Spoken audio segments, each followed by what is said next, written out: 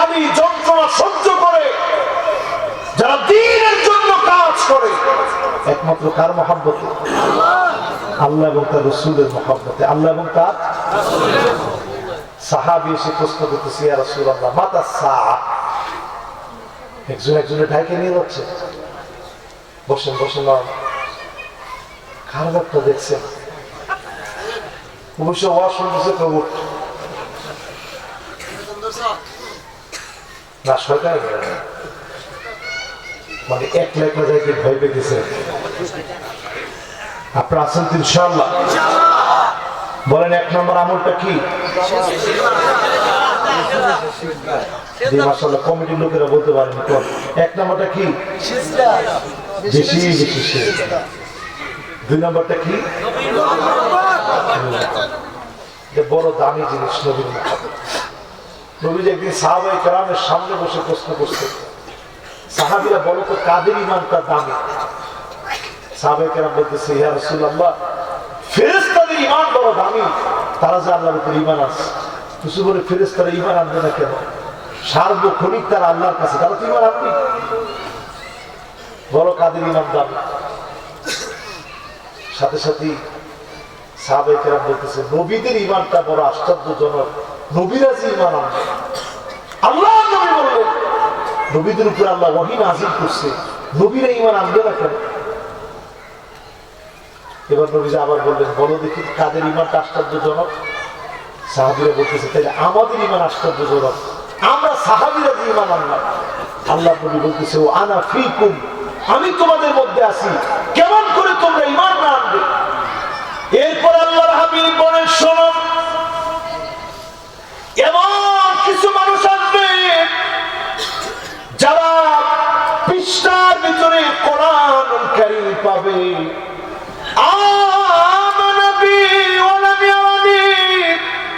জীবনে কোনদিন নবীকে দেখবে না, না দেখে ঈমান আনবে, তাদের ঈমান সবচেয়ে বেশি দামি হয়ে যাবে। আপনারা কি এই দামি ঈমানের অধিকারী হইতে পারবেন ইনশাআল্লাহ? নবীজির ভালোবাসা মনের ভিতরে জাগ্রত করতে পারবেন তো ইনশাআল্লাহ? নবীজির ভালোবাসা যারা দিলের ভিতরে জাগ্রত করতে পারবেন। বুখারীর হাদিস শোনাই, সাহাবী প্রশ্ন করেছে, মাতা সাআ, কিয়ামত কবে হবে? নবীজি জিজ্ঞাসা করছে, আপনাদের কিয়ামত সম্পর্কে জানার আগ্রহ আছে? কার কার আগ্রহ নাই একটু হাত তুলে দেখি। কয়জনে টান টান করে হাত এগিয়ে দিচ্ছিল, পরে আবার হাতটা আস্তে করে নামায় ফেলছে। কিয়ামত সম্পর্কে জানার কি আগ্রহ আছে? এদিকে একটু তাকান। সাহাবায়ে কেরাম রাসূলের কাছে এসে জিজ্ঞাসা করতেছে, কিয়ামত কোন দিন হবে? আল্লাহ নবী বললেন, ওমা ইস্তাদাত লাহা, কিয়ামতের জন্য কি প্রস্তুতি তুমি নিয়েছো?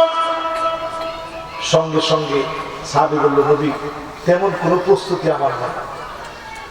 ইন্নী উহিব্বুল্লাহ ওয়া রাসূল, আল্লাহ এবং তার রাসূলকে আমি বড় ভালোবাসি। যখন সাহাবী এমনটা বলেছে, আল্লাহ নবী বললেন, সাহাবীর শোনো, আনতা মাআ মান আহবাবতা, যদি আল্লাহ এবং আল্লাহর রাসূলকে তুমি ভালোবাসো, আল্লাহ এবং তার রাসূলের সঙ্গে তোমার যিনি থাকার ব্যবস্থা করে দিবেন তিনি কে? তাহলে নবীর প্রতি ভালোবাসা থাকবে ইনশাআল্লাহ। এটা কয় নাম্বার বললাম ভাই? এবার আমার দিকে একটু তাকায় থাকেন। কিয়ামতের কথা যেহেতু বলছেন, অন্তত 5টা মিনিট কিয়ামতের কথা বলুন না, অসুবিধা নেই। আধা ঘন্টা তো কম হচ্ছে, আধা ঘন্টা তো বলবো, আরো তো বিষয় আছে। শুধু কিয়ামতের ব্যাপারে 5টা মিনিট বলি, একটু তাকায় থাকেন।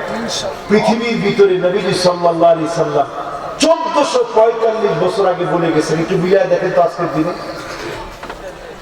আমার খুব মনোযোগী একজন মেহমান অতিথি, তিনি চলে গেছেন, আশা করছি তিনিও আসবেন ইনশাআল্লাহ। সবাই কিন্তু মনোযোগ নিয়ে শুনতেছে। এর মধ্যে যুবক 2জন চিন্তা করছে, হুজুর মনে হয় আরো 1 ঘন্টা বয়ান করে। আপনাদের সবার মনোযোগ আছে তো ইনশাআল্লাহ? জোরে কোন তো আল্লাহু আকবার। মাশাআল্লাহ, মনোযোগ ঠিক আছে। এক নাম্বারটা জানি কি? মাশাআল্লাহ। 2 নাম্বার কি? 2 নাম্বার কি? মাশাআল্লাহ, নবীজির মহব্বত। মাশাআল্লাহ। এবার 3 নাম্বারে যাব। 3 নাম্বারে যাওয়ার আগে কিয়ামতের কথা বলতে চাইছিলাম নাকি? আল্লাহর হাবিব বলেন, সাহাবীরা শোনো, শেষ জামানায় একটা ফিতনা আসবে। ফিতনাটার নাম হবে ফিতনাতুল আহলাস। সবাই বলেন কি নাম? মাদ্রাসা আলেমরা কোন কি নাম? আহলাস। কোন কি নাম? জোরে উচ্চারণ করে কোন কি নাম? জীবনে আপনারা এই নাম শুনছেন? সাহাবীরাও কোনদিন শুনেন। নবীজির দিকে তাকিয়ে বললেন, ওমা ফিতনাতুল আহলাস। মাশাআল্লাহ, 3 জন যুবক এখন এসে বসছে। যুবকরা তাড়াতাড়ি বসে, সময় নেই কিন্তু। মাশাআল্লাহ বসছে। এখনো যে মানুষজন আসতেছে বসতেছে, এটা আমাদের দিন ঠান্ডা হচ্ছে, ঠিক কিনা বলেন? ফিতনাতুল আহলাস মানে কি?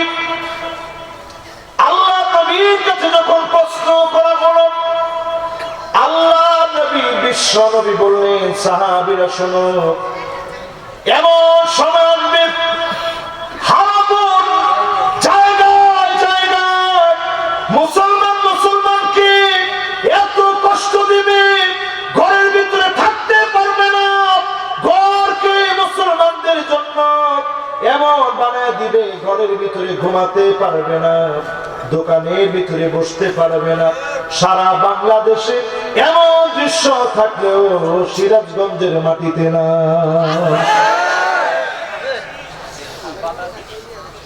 কি বলে? আছে। আমি কিন্তু আছে কাছে এগুলো আর আমি জানি না। আমি খালি একদম জানি, মানুষের ভয়ে মানুষ পালায় যাবে। রাসূল বলছেন, সিংহের ভয়ে না, বাঘের ভয়ে না, হায়নার ভয়ে মানুষ এখন পালিয়ে বেড়ায় না, মানুষের ভয়ে মানুষ পালায় বেড়ায়, ঠিক কিনা? আর একটু সামনের দিকে যাব। এরপর আল্লাহর হাবিব বলেন, হারবুন, আপনার দোকান, আপনার বাণিজ্য, আপনার দেশ, আপনার রাষ্ট্র, আপনার এলাকার ভিতরে আপনি ব্যবসা বাণিজ্য করেন, ডাকাতের জ্বালায়, লুণ্ঠনকারীর জ্বালায় ব্যবসা করা যায় না, ঠিক কিনা বলে? এমন ঘটনা কি ঘটছে কোথাও? ডাকাতি করে মানুষকে হত্যা করবে। আল্লাহ নবী বললেন, হাদিসের ভিতরে ব্যাখ্যা দিলেন, এমন সময় আসবে কালো কালো পাথর দিয়ে তোমাদেরকে মারা হবে। এখন দেখেন যে বুলেট গুলা দিয়ে গুলি করা হয়, কালো কালো বুলেট গুলা দিয়ে মুসলমানকে হত্যা করা হয়, ঠিক কিনা বলে?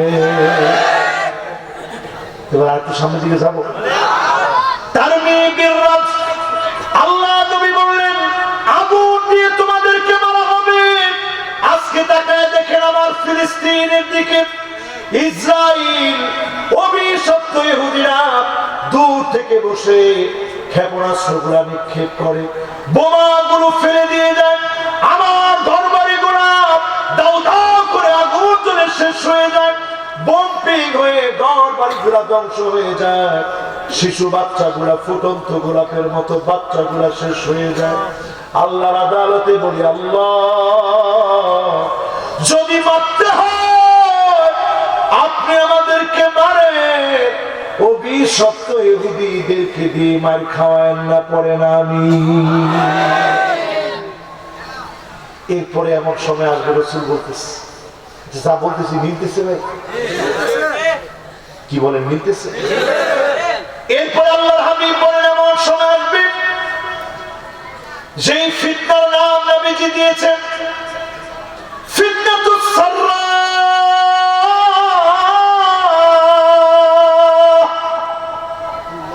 কেমন ফিতনা এটি? এমন এক ভয়াবহ ফিতনা, সুখের দিনের ফিতনা। আগে ঘরে খাবার ছিল না, এখন টাকা পয়সার অভাব নাই, এরকম লোক একেবারেই নাই। কি বলেন আছে? এই সুখ দিয়ে আল্লাহ পরীক্ষা নেবেন। এরপরে ফিতনা আরো ভয়াবহ হবে, যে ফিতনার নাম আল্লাহর হাবিব নিজে দিলেন। ফিতনাটার নাম হবে এমন একটা ফিতনা, দোহায়মান নামক ফিতনা আসবে। ফিতনা তো দোহায়মান, বলেন কি নাম? সবাই বলেন, আর জোরে বলেন, দুহাইমা। কি নাম?